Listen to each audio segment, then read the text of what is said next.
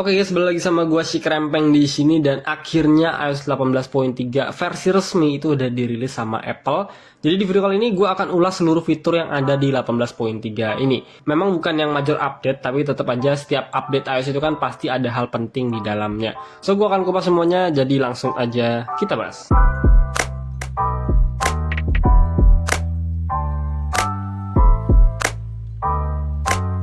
Oke, ini dia iOS 18.3 yang versi resmi. Seperti yang gue bilang tadi, meskipun ini adalah major iOS, tapi tetap aja untuk updatean dalam itu lebih ke minor update aja.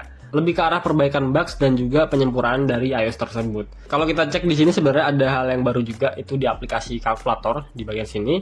Jadi kalau misalnya gue contohin 8 kali 5 kayak gini, 8 dikali 5 sama dengan itu kan hasilnya 40 ya. Kalau gue sama dengan lagi di iOS 18.2 dan juga poin 1 kemarin tuh ya udah stuck di 40 aja. Tapi kalau di beta 3 ini pas gue sama dengan dia akan menjadi 200. Jadi 40-nya itu dikali angka belakang yang kita kalikan tadi ya 5 ya.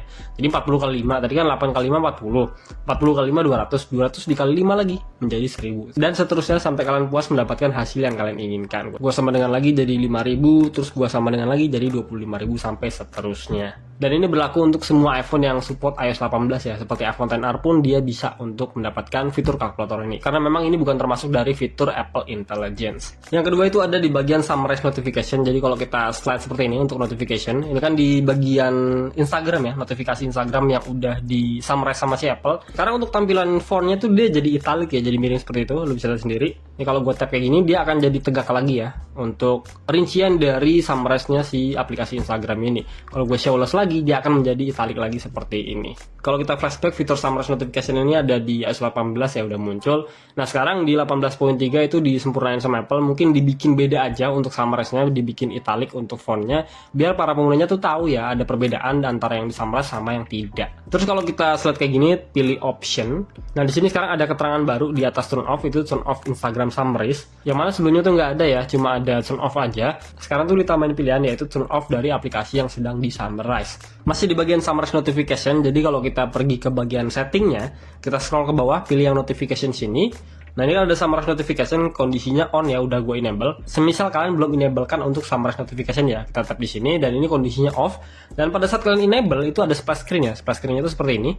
Nah kayak ini, masih ada keterangan betanya dari summarize notification. Kita slide lagi kayak ini. Nah nanti yang keduanya tampilannya akan seperti ini ya. Ada news and entertainment, ada communication and social, dan yang terakhir ada all other apps. Nah ini berkaitan dengan informasi terbaru selanjutnya ya. Jadi untuk aplikasi yang berkaitan dengan news dan entertainment, itu untuk sementara tuh nggak ditampilin sama Apple karena memang sempat terjadi miss summarize yang dilakukan sama Apple untuk aplikasi news. Yang mana ringkasan berita yang diberikan sama Apple tuh kurang sesuai dengan realita yang terjadi di sana. Makanya di sini si BBC tuh kasih semacam teguran dan kritik gitu buat Apple memperbaiki hal tersebut. Alhasil ya seperti ini untuk splash screen-nya dari summarize notification, dikasih keterangan untuk news dan entertainment tuh untuk sementara ini tidak tersedia. Terus kalau kita cek lagi di bagian settingnya sini, itu ada keterangan summarize my content error. Jadi Apple menambahkan bahwa ringkasan ini tuh berkemungkinan ada kesalahan juga ya, jadi nggak sepenuhnya sempurna. Dan dengan kejadian ini artinya Apple jujur ya, dan tetap mendengarkan serta menerima masukan dari beberapa pihak, dan langsung diproses perbaikan sama Apple, mungkin di 18.4 akan lebih sempurna lagi.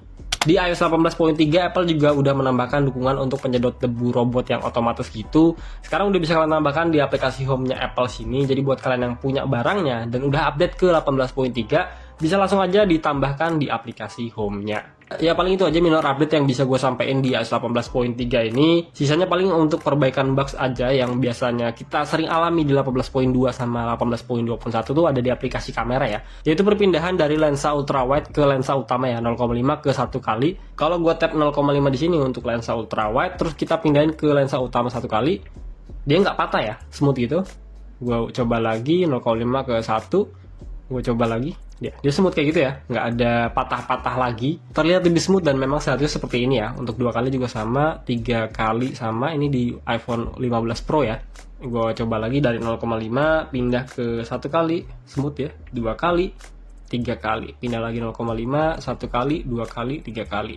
Jadi buat kalian yang ngalamin bug seperti ini di aplikasi kamera untuk patah-patah ya, dari lensa ultrawide 0,5 ke lensa utama 1 kali, bisa update aja ke iOS 18.3. Sepertinya sudah di-fix semua untuk iPhone yang sudah support iOS 18.3. Bugs lainnya tuh gue temuin ya dari beta version 18.3, yang mana pada saat gue perkalian kayak gini, kayak tadi tuh 8 kali 5, sama dengan 40, terus gue sama dengan lagi kan 200, gue sama dengan lagi 1000, itu sempet stuck ya, dia nggak mau ngelanjutin untuk perkaliannya. Pada saat gue sama dengan tuh dia tetap 1000, nggak jadi 5000 seperti ini.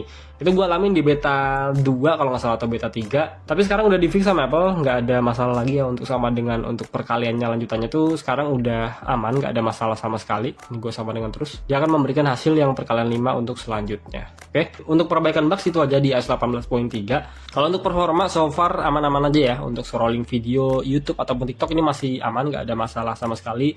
Nggak overheat juga untuk iPhone gua, mungkin beda ya dengan iOS 18.2 sih. Untuk poin 2.1 lebih sedikit adem, di 18.3 ini lebih adem lagi kalau untuk gue pribadi di iPhone 15 Pro gua. Karena terkenalnya untuk iPhone yang Pro series tuh biasanya lebih cepat panas ya dibanding yang iPhone base model kayak 15, 14, 13 tuh lebih adem untuk suhu temperatur dari iPhone-nya itu sendiri. Untuk baterai life gue belum bisa berbicara banyak di sini, tapi paling nggak gue bisa kasih konsumsi daya gue dari 10 hari terakhir penggunaan iPhone gue, yang mana sekarang kan lagi libur ya, pasti lebih sering pegang HP. Untuk screen on time gue dapetin rata-rata di 3 hari terakhir tuh gue di 4 jaman ya, 4 sampai 5 jam. Sementara untuk di hari-hari biasanya yang gue sempat kerja itu ada di 10, 8, 6, mungkin ada di rata-rata 6 jaman lah ya kalau kita pukul rata dari 10 hari terakhir. So far ini masih bagus untuk baterai life iPhone 15 Pro gua. Baterai health-nya tuh masih ada di angka 86% dengan cycle count yang cukup banyak, yaitu 629 ya. Dan gua pakai iPhone ini dari pertama kali rilis, yaitu September 2023. Ya paling itu aja yang bisa gue sampaikan dari iOS 18.3 ini. Untuk next update-nya yaitu 18.3.1 atau 18.4. Kalau poin 4 itu kemungkinan ada di April ya. Di April pertengahan biasanya tuh ada di tanggal 14 atau tanggal 7 dini harinya. Jadi sampai April itu kita akan mendapatkan updatean beta version ya dari iOS 18.4-nya. Dan biasanya di pertengahan beta version itu akan diselipkan untuk 18.3.1-nya. So, gue rasa gitu aja video dari gue. Semoga bisa bermanfaat. Kalau misalnya kalian udah update iOS 18.3 dan ada pengalaman yang bisa di-share aja di kolom komentar. Kita akan berdiskusi di sana. Sampai jumpa lagi di video berikutnya and goodbye.